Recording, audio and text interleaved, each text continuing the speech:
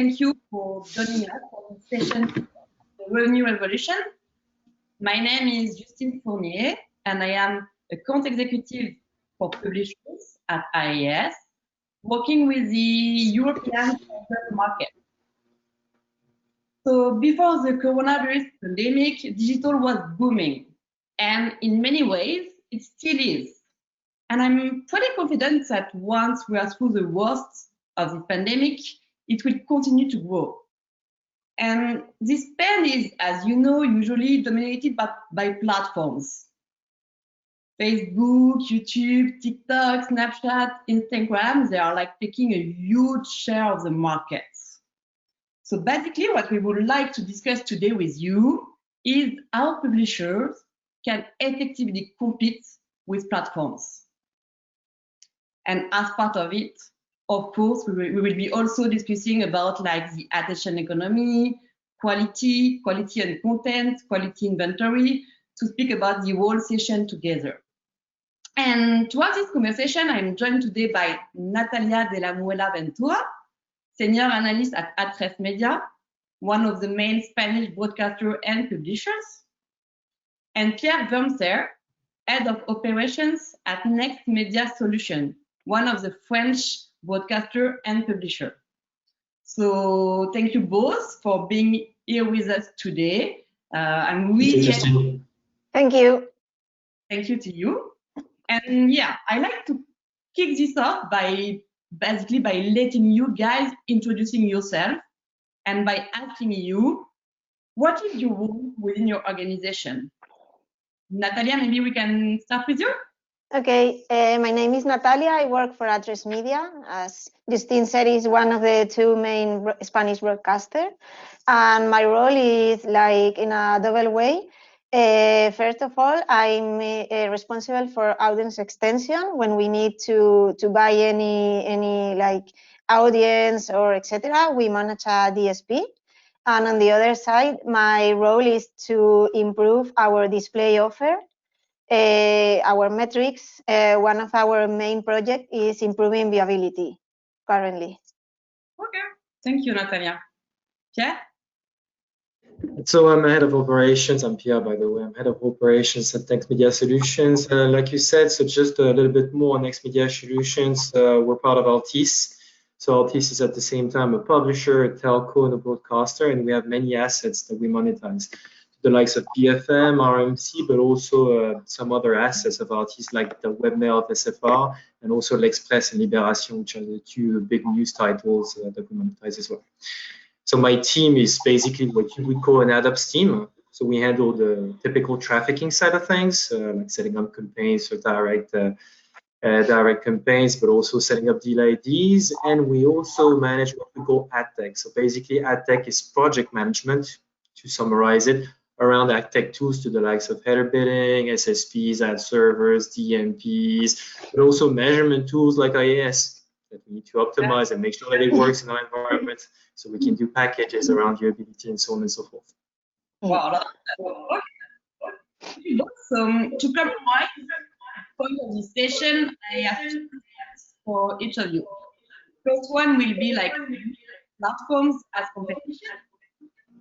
And how do you effectively compete as a publisher in the market? Natalia, can we start with you? Yeah, absolutely. We see them as a competition and competitors as long as we are competing for the same budgets. So even when a user decides to spend their time, like they decide to go to any platform or to come to our offer. So yeah, they are. It took our time to see them as competitors, but now they are one of their main competitors. And yeah, we are competing for the same budget, so of course. And how are we effectively competing as a publisher in the market?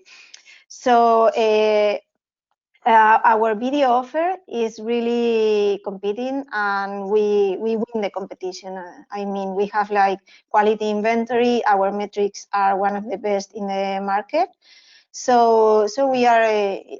It's okay for us, and we are winning the competition as long as our inventory is limited we have not as many or as much inventory as a platform can have, but we have to price it accordingly, our quality, and our clients are seeing it, so it's fine for us. As a display offer is more difficult to us, because now there is a wide range of display offer. As long as it's like okay, it's not as long as they don't have any quality issues or any brand safety issues, it's going to be okay. So we have to improve our competition there, and we have to design a better offer for next year. On display, okay. Pierre? So for me, it's at the same time yes and no. So I'd say that first of all, we monetize LTC's inventory, so we need the platform to do that, because that's what we use to do monetization, and we work with many of them. So for us, platforms are partners to start with. But like you said, Natalia, the reach of these platforms and the revenue of this platform, and the fact that basically you cannot avoid working with these platforms to the likes of the GAFAs, for example, makes them even more important than the publishers at the end of the day. So for a single publisher to have a say in this massive ecosystem, it's very hard. And not only do they take all the space and all the tech ecosystem, but also most of the commissions. You probably all know, and you're probably all aware that $100 spent, only $40 come in the publisher's pocket. So that's my issue, of course, since I'm representing the publisher. So we need to find a way to change that, because that can no longer be the case, and we need to bring the value back to who's making the content, which is really important. And also, in my opinion, the GAFAs, and the perfect example for this is Google. The GAFAs are changing the strategies and the policies of publishers.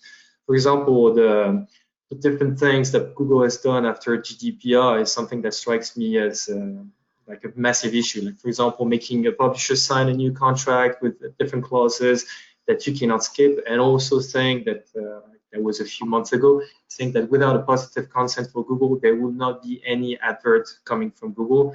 It's of course a massive hassle, because then it all relies to an end user saying yes and accepting the consent, which is of course for publisher an issue, because I want to be able to monetize users that comes and that don't give a consent without data, of course, without using personal data, but I still want to be able to monetize that traffic. So therefore, for me, it's an issue. And how do you compete with that? But that's very tough. And historically, for publishers, it's never been their bread and butter, to say the least. But in my opinion, you have to be independent from the partners. You have to work with them. You don't have a choice. You do have to work with them, but you have to find some independence into this. And I'll say a bit later what we do and what we think we should do to keep our independence in this thriving and complex ecosystem.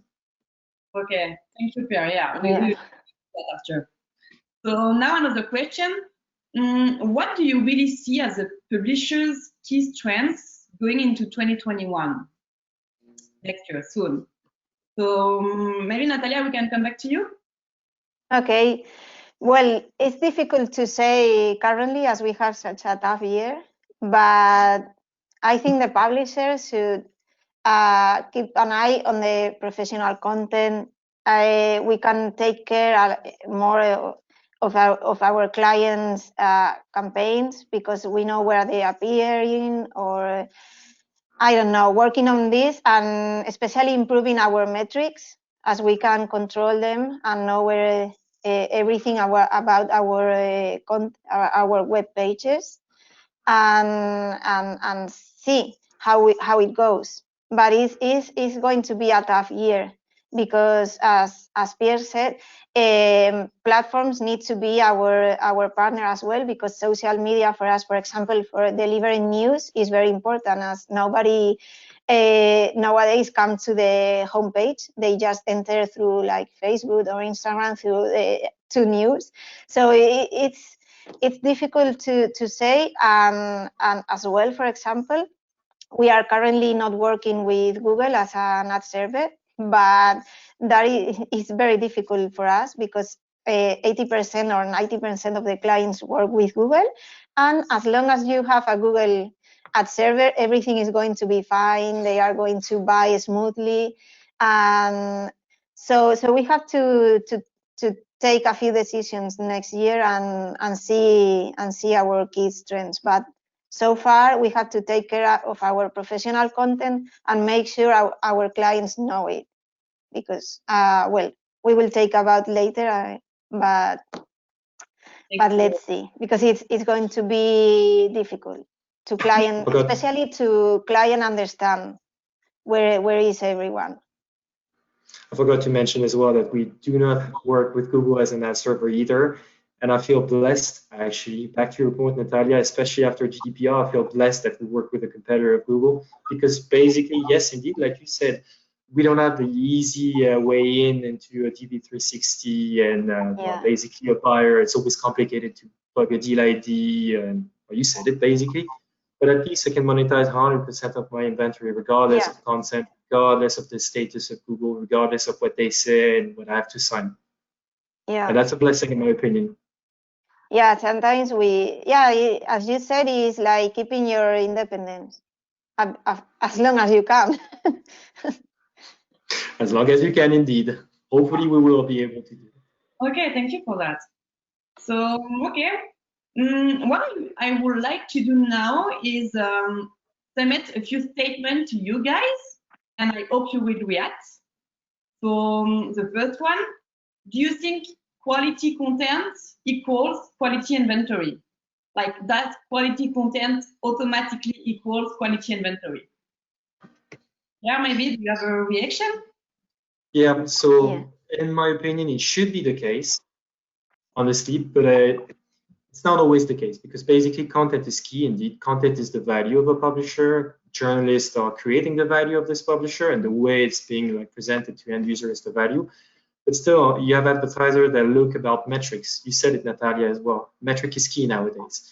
You have the typical performance metric like click rate, completion rate, and so on and so forth, but also third-party measured metrics to the likes of viewability, fraud, brand safety, on target as well with the likes of Nielsen data. So that's really important. So when I'm talking to the people delivering the content on our website and developing our websites, for me, the key is to bear in mind that content is really important, but the way you present that content and the technical means of measuring this content and the optimization of the formats within the page is also key. And I also mentioned it, but having a good CMP, a reliable CMP that provides content signals all the time is also key, because nowadays advertisers, they require the full package, and they can get the full package. So if as a publisher you don't provide the full package, the advertiser won't buy your inventory.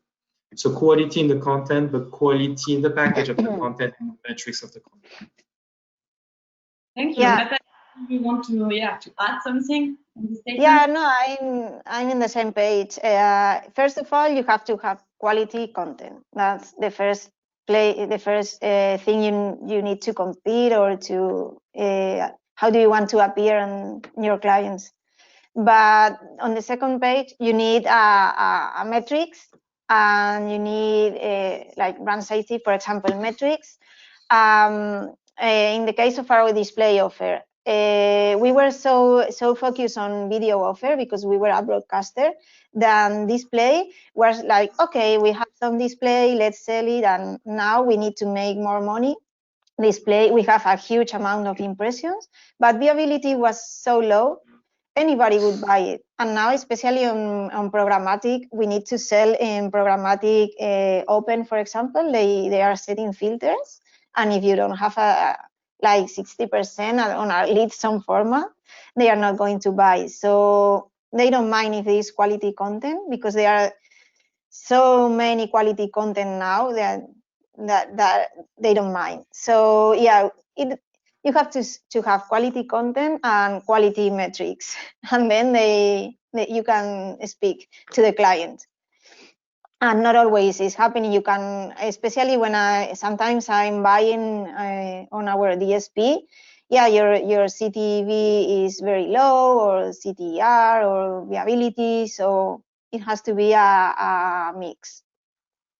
Okay, wow, interesting. And okay, so let's move to another statement, maybe a little bit more provocative, this one. Do you think buyers and sellers agree on what brand safety means? And let's speak in news websites in particular. So, Pierre, maybe we can have your opinion on this one. Yeah, I think we like strongly disagree, but it's not because we really disagree. It's not on the. It's more on the form that we disagree, right? I agree that brand safety is key for brands and advertisers and the agency representing the advertisers. That's a no-brainer. You don't want to have your brand associated to an article that is negative around terrorism or hundreds of deaths because of coronavirus. But at the same time, the way it's being delivered sometimes is a bit too extreme. So for example, I'm just like going to give you a real life example. We received during coronavirus lists of keywords that we needed to blacklist. And the list of keywords is like thousands of keywords, right? And it's like, you have an article. On this article, you have one of these thousands of keywords, and it's considered to be non-brand safe. So that's, for me, is the end of brand safety, because basically, if you have like death during coronavirus or keywords like this, you blacklist 100% of the news content during the period. So it cannot be, and you have like positive-minded articles, not only negative-minded articles. One keyword doesn't mean a meaning. It means like one word, but not a meaning. So in my opinion, semantical solutions should be used rather than keywords lists, which are really too restrictive. And back to your point, journalists need to do their job. They need to be paid. To be paid, you need adverts on news websites. Yeah. And if you like shut off completely your inventory or your activities on news websites during a crisis, then you're just basically hurting journalism and the free press. So that's an issue. So we need clever solutions, basically. Yeah, contextual solutions. Correct. We are moving and switching to brand suitability and not speaking only about brand safety now. And Correct. Natalia, do you want to? Yeah. Yeah, my opinion is quite the same, because we are a news site, we are professional news broadcaster, so we are reflecting live, and live sometimes is not easy, and so we have to, okay, when the coronavirus started, nobody wanted to advertise on coronavirus news or whatever, but this is going to be the life for this year or whatever. So, okay, if you are maybe, I don't know, maybe a travel brand or something that people are not going to think about travel with coronavirus, I understand. But some other brands, you have to live with live with all this stuff. And as well, I think our clients need to understand what is some types of news coming from a broadcaster or a professional news site, or again platforms, because we had, for example, the case this summer. We were reflecting a news, or I think it was some kind of violence or whatever in the street. And they say, oh, I cannot understand how Atresmedia supports violence. I say, no, we are not supporting violence. We are showing a news, and maybe we are saying this is not correct and this should end. But it's not the same as somebody upload a video on YouTube or whatever killing someone. That is supporting violence, but not as so. There is they say violence. Okay, I don't need to advertise on that or whatever. Or why do you have filters? And say, if I have like a default filters, I could not advertise anything, because I'm well, I have a big variety of series or TV shows, but my other main inventory is news. So we have to, I think we have to work together with clients and see, and so they can understand it's not the same. Like seeing a video on the social network, someone killing kittens, or I am saying they are killing kittens. This is not correct. We should stop it. It's, I don't know, same content but different different thoughts. So yeah, I think as Pierre said, sometimes I don't want to appear in this kind of content. and they don't mind. Maybe the news is, oh, coronavirus is going to end, and they don't want to. And this is a good news. In French, So we say you use a cannon to kill a fly. Yeah. That's what it is. Yeah. In Spain is the same in Spanish. So we will work. Next year is going to be I think a year for work on this. I think around this as well, there's something that can be done, and that's part of the strategy, I think, of every publisher that has some data as well. The way to get around all this is to propose something different to your clients, and especially seeing the forthcoming cookie apocalypse. Yeah. You might be able as a publisher to use data or to enhance your inventory with data and provide that data, and that could also be a good way to counter brand safety, because basically if you do audience targeting, context still matters, but maybe not that much. And you can find a middle ground providing data, and basically it's also for publishers to take back control, because without third-party cookies, basically it's only first-party data that is valuable. Yeah, I think as well the some of the tools that, for example, now IAS is offering, such as a contextual offer, combining with like the sense of the article, so you can see, maybe that is going to help us to say the client, okay, you can manage our contextual appearance, but not just keywords, like having a tool that can read if the article is good or bad or towards your brand. That is going to help us a lot. And I think most of the publishers should study, implement those kind of tools from next year. Yeah, but also login data, of course, and any data that you go in this login data. But indeed, that's part of the global solution. Yeah. We really believe that, and we hope to help you. And that's a really good transition with my last question for today, and far from least important. Is the future of publishers secure? So what do you think, guys? Maybe Natalia? That's a very difficult question.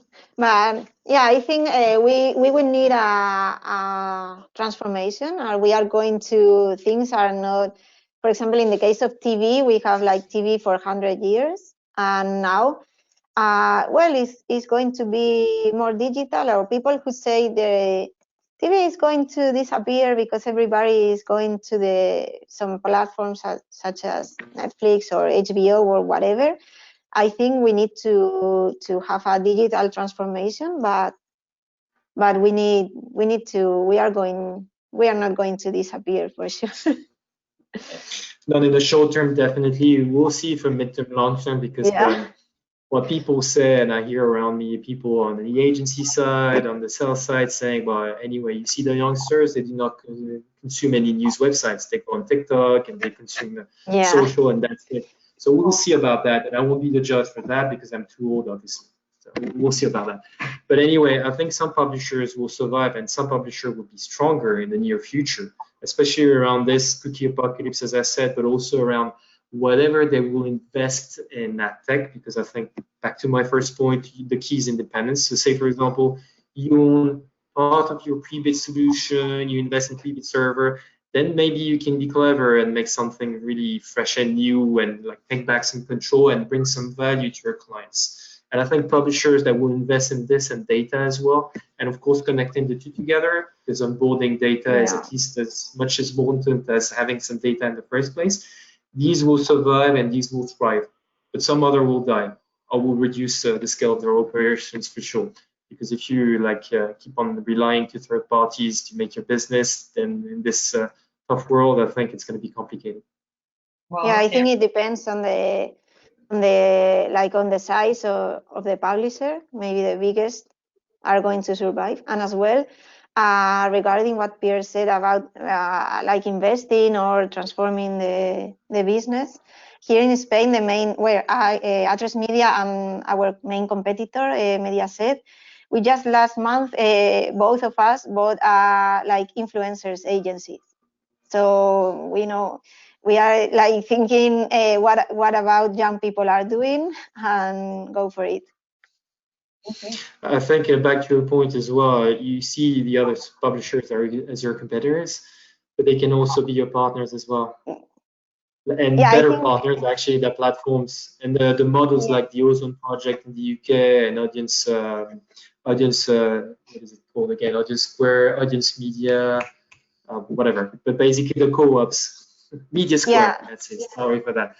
The co-ops that you can see with publishers combining their media and their data assets could also be a solution to compete and to survive and provide reach and scale as well, like the platform do. Yeah, Okay. I so like that.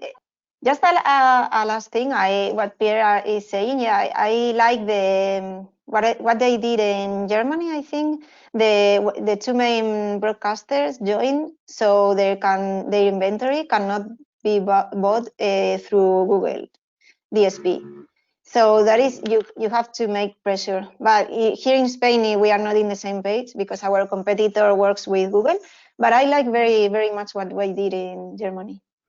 Okay, thank you for this conclusion. Thank you for this really interesting conclusion. And I know we could go on and go on this one and this global subject, but we have to stop for today. So many thanks to both of you and many thanks to you all for joining us today for this session. So thank you. It was really interesting. Thank you for joining and bye-bye. See you soon. Bye. Thank you guys. Bye. Cheers.